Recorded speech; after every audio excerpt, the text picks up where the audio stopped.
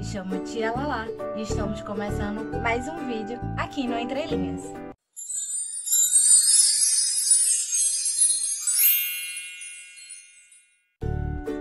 Mas antes de começar a nossa história sobre o Dia das Mães, com um poema lindo de Nath Filho, Minha Mãe é Assim, não se esquece de se inscrever no nosso canal, ativar o sininho, curtir o nosso vídeo e comentar o que você está achando. Ah, e também não se esquece de compartilhar para todo mundo esse vídeo lindo de hoje. Bora para nossa história? A minha mãe é assim. Se falam mal de mim, vejo nela uma fera.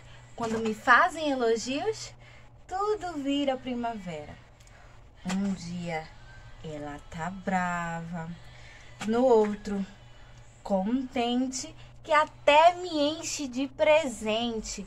Ela adora fazer compras, compra coisas de montão, mas no meio disso tudo, ela não esquece de mim não.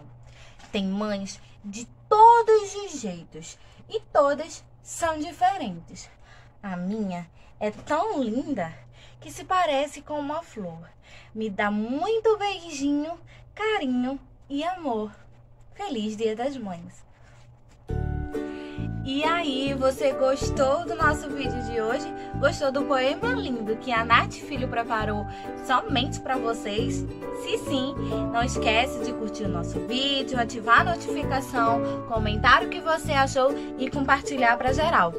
Um beijo e feliz Dia das Mães!